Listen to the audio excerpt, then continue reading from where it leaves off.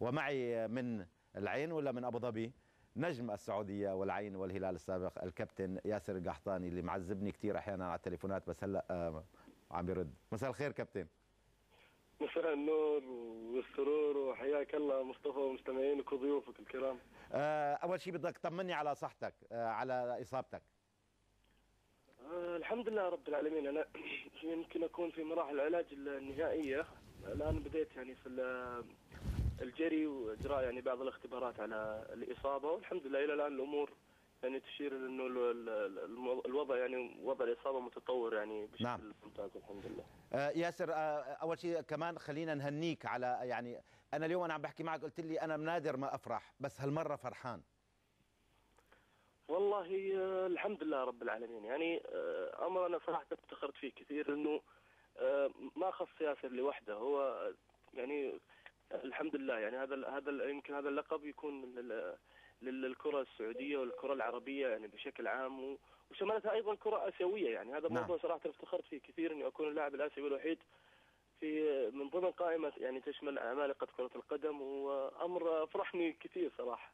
لا بصراحة ياسر، يعني أنت تحس وراك 7 مراكز ميسي، هذا لا يعني أنه أنت مثلا نقارن بينك وبين ميسي، لكن بالنهاية هي المقارنة موجودة كهداف يسجل أهداف. ولا شوف، يعني انت لما تجي على الموضوع هذا، انا من معجبين يعني ميسي، ولا في اي مقارنه في الموضوع.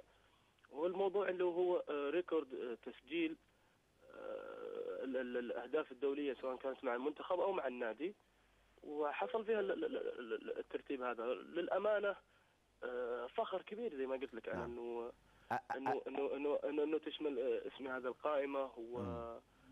أنا من الناس اللي ممكن أبروزها صراحة.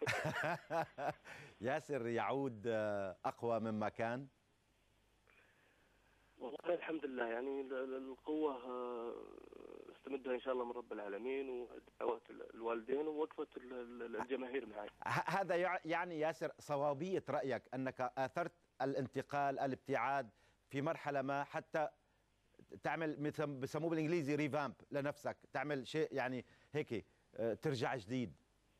والله شوف، التغيير احيانا يكون مطلوبه ويكون مفيد.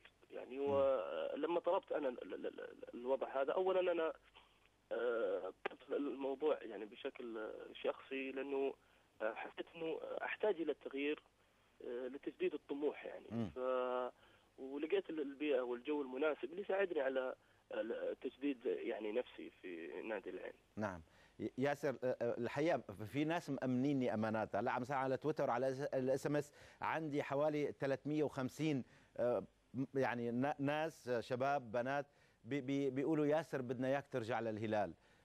ما اعرف شو تقول لهم لهؤلاء.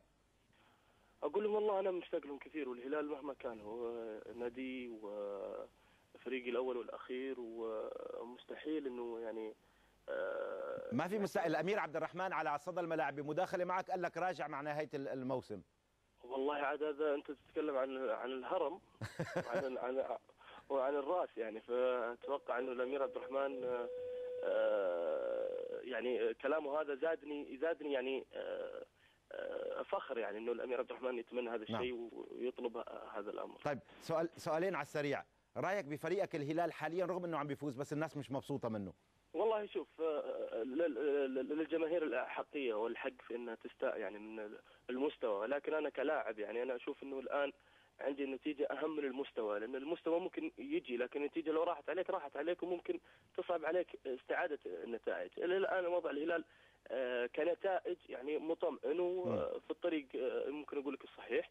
المستوى يتفاوت وصعب أنك أنت تستمر على رتم واحد يعني طول الموسم، ولا زال الموسم يعني ما انتهى يمكن حتى الدور الاول. فنتمنى ان شاء الله انه الهلال يعني يتطور من مباراه لمباراه. يمكن في اكثر من مشكله موجوده في الفريق قللت يعني من انه الفريق يظهر بالمستوى المأمول، ولكن ان شاء الله انه الهلال ان شاء الله انه قادر انه يستعيد مستواه وتوهجه واستمراريته في تحقيق النتائج ان شاء الله. السؤال الثاني بس بدي جوابه نعم ام لا. هل ترد على منتقديك خارج الميدان وداخل الميدان الآن؟ نعم. اسمعها ياسر، اسمعها. نعم. نعم يعني وركز على العين، يعني ثقل على العين. برشلوني ولا مدريدي؟ والله انا لا برشلوني ولا مدريدي، انا تشيلساوي. مثلي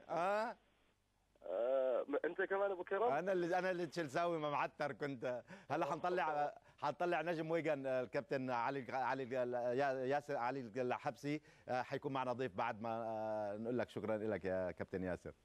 ان شاء الله. الله يعطيك العافيه. شكرا ابو عبد العزيز، شكرا تحياتنا لك. شكرا.